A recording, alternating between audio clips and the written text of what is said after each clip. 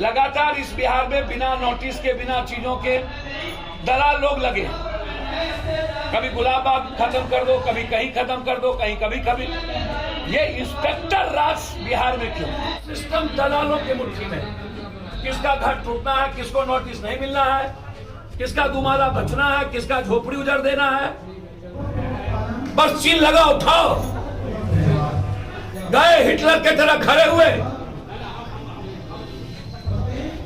सारा कुकर में डूबा हुआ है पदाधिकारी, और उसके बाद वो और यहाँ के जनप्रतिनिधि मौत की तरह काम करते हैं। क्या भाई, औकात क्यों नहीं होती है इन इंस्पेक्टर राज के खिलाफ, इस गुंडे राज के खिलाफ बोलने के लिए? क्यों चुप है ये एमपी, एमएलए, मंत्री, जबकि खाद्य आपूर्ति मंत्री यही क्या है?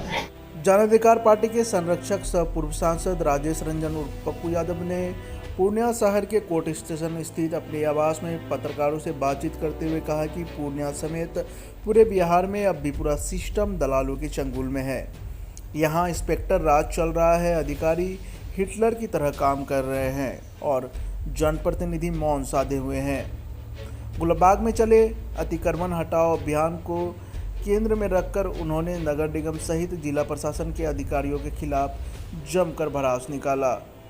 पूर्व मधेपुरा सांसद ने कहा कि बिना नोटिस व हाईकोर्ट के आदेश की अनदेखी करते हुए यहां लोगों के दुकान व मकान तोड़ दिए गए। विधायक, सांसद से लेकर मंत्री तक ने इस मामले में कोई आवाज़ नहीं उठाई। जनता को उनके हाल पर छोड़ दिया गया। उन्होंने इस बाबत बिहार सरकार के राजस्व मंत्री से भी बात की है। उन्होंने कहा कि गुलाबबाग व पूर्णिया पर गिद्ध दृष्टि रखने वालों की मंशा यहां सफल नहीं होने दी जाएगी। किसानों की समस्या पर चर्चा करते हुए उन्होंने कहा कि यहाँ के अधिकांश किसानों को उनकी फसल का उचित मूल्य नहीं मिल पाता है। दरअसल पूरा सिस्टम ही ऐसा है जिसमें सीमांत किसानों व बटाईदारों के लिए इसका लाभ लेना मुश्किल है। ज़रूरतमंद किसान व बिचौलिए व व्यापारियों के हाथों कम कीमत पर धान अथवा अन्य फसल बेच लेते हैं, तब यहाँ धान खरीद के लिए पैक्सों को पैसा मिलता है। मंडी सिस्टम की वकालत करते हुए उन्होंने कहा कि इस दिशा में सरकार को उचित पहल करनी चाहिए। इसी तरह खाद की कालाबाजारी पर उन्होंने कहा कि यह पूरी तरह व्यवस्था का दोष है, जिस पर ना तो अधिकारी और न ही सरकार की नज़र है। लगातार इस बिहार में बिना नोटिस के, बिना चीजों के दलाल लोग लगे। कभी गुलाबबाग खत्म कर दो, कभी कहीं खत्म कर दो, कभी ये इंस्पेक्टर राज बिहार में क्यों? ये कब डिक्टेटरशिप, डेमोक्रेसी क्यों नहीं है बिहार में? हम चुनाव प्रक्रिया से जाते हैं ना, लोकतंत्र को कौन चलाएगा? पीएम, सीएम या कलेक्टर या पदाधिकारी, दरोगा? पूरा का पूरा सिस्टम दलालों की मुट्ठी में। किसका घर टूटना है, किसको नोटिस नहीं मिलना है, किसका दुमाला बचना है, किसका झोपड़ी उजड़ देना है, बिना नोटिस के आप कैसे गुलाबबाग और जीरोमाल और सबको आप उजाड़ रहे थे? मुख्य कानून है क्या? हमने बात किया रेवेन्यू मिनिस्टर से, हमने कहा आखिर क्यों हाईकोर्ट के आदेश के बाद आप हाईकोर्ट का आदेश देखने को तैयार नहीं? बस चीन लगा उठाओ। गए हिटलर के तरह खड़े हुए,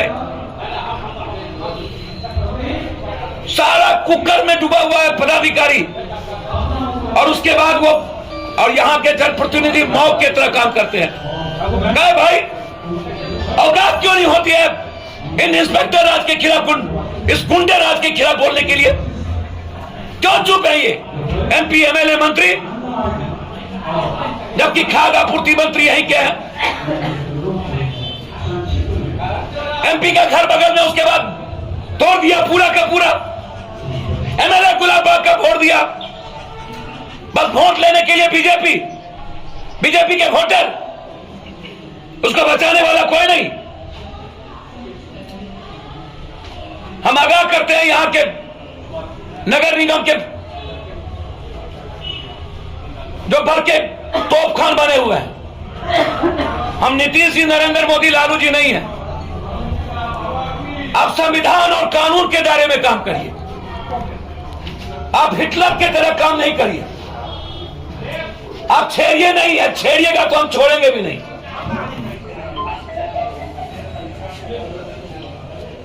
गुलाब बाग और पूर्णिया पर किसी की नजर चाहे कोई हो, गिद्ध दृष्टि पड़ी तो हम आर पार युद्ध के लिए तैयार हो। और धर्म युद्ध में पप्पू यादव कभी चिंता नहीं करता। सिस्टम दलालों की मुट्ठी में, किसका घर टूटना है, किसको नोटिस नहीं मिलना है, किसका दुमाला बचना है, किसका झोपड़ी उजड़ देना है, बिना नोटिस के आप कैसे गुलाब बाग और जीरो माइल और सबको आप उजाड़ रहे थे? मुखिया कानून है क्या? हमने बात किया रेवेन्यू मिनिस्टर से, हमने कहा आखिर क्यों हाई कोर्ट के आदेश के बाद आप हाई कोर्ट का आदेश देखने को तैयार नहीं? बस सील लगाओ, उठाओ, गए हिटलर के तरह खड़े हुए, सारा कुकर में डूबा हुआ है पदाधिकारी, और उसके बाद वो और यहाँ के जनप्रतिनिधि मौत की तरह काम करते हैं। नहीं भाई, औकात क्यों नहीं होती है इन इंस्पेक्टर राज के खिलाफ, इस गुंडे राज के खिलाफ बोलने के लिए? क्यों चुप है ये एमपी एमएलए मंत्री, जबकि खाद्य आपूर्ति मंत्री यहीं के हैं? एमपी का घर बगल में, उसके बाद तोड़ दिया पूरा का पूरा। एमएलए गुलाब बाग का फोड़ दिया, बस वोट लेने के लिए। बीजेपी के वोटर, उसको बचाने वाला कोई नहीं। हम आगाह करते हैं यहां के नगर निगम के जो भर के तोपखान बने हुए हैं।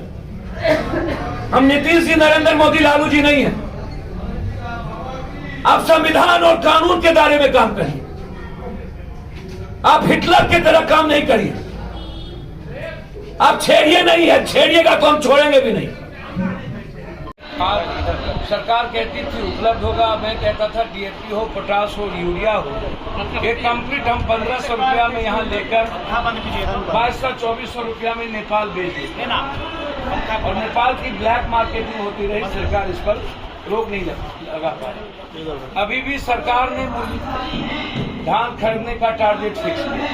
पहले तो सरकार को नीलर का जो 30% कटौती है, उस 30% पर सरकार को रोक लगाना होगा। दूसरी चीज, जब बटेदारों का, जब खेतिहर किसान का और सीमांत किसान का जब अनाज दलाल लोग गांव घर में बड़े बड़े व्यापारी खरीद लेते हैं, तब सरकार टैक्स को पैसे देती है। तो जो बटेदार हैं, सीमांत किसान है, खेतिहर किसान है, उनको तो सरकार का मुनाफा मिला नहीं। वो तो वैसे भी मारे जाते हैं। कभी भी यदि तूफान आया, बाढ़ आया, सुखाड़ हो गई, खाद के चलते, बीज के चलते, तो उसका यदि सरकार कभी किसी को पैसे भी देती है तो वो जाता है खेत वाले को, बटेदार को तो जाता नहीं है। तो हमेशा बटेदार खेतिहर किसान मरता है। सरकार को चाहिए कि खेत में ही कटौती के वक्त किस तरह सरकार अपने एजेंसीज को, खासतौर पर कोऑपरेटिव को, सरकार को रिफॉर्म करना चाहिए। सरकार को किसान को लेकर के जो चीज करने की आवश्यकता है, जैसे जो सबसे पहले सरकार ने जो मंडी सिस्टम खत्म किया था बिहार में, मैं मंडी सिस्टम को लागू करने के साथ साथ हर ब्लॉक में 2 बड़ा, जहां ब्लॉक के लगभग सीमांत किसान, लघु किसान, बटेदारों का अनाज, चाहे वो मक्का हो, चाहे वो जूट हो, चाहे वो मखान हो, चाहे धान हो, जो भी चीजें किसान पैदा करती है, वो अपने फसल को। अब हर खबर पर होगी हमारी नजर। पल पल बदलती देश और दुनिया की हर खबर पाइए सीधा अपने मोबाइल पर। ऐसे ही खबरों के लिए करें से 24 लाइव को सब्सक्राइब, साथ ही साथ दिए गए बेल आइकन को भी दबाएं। Thank you.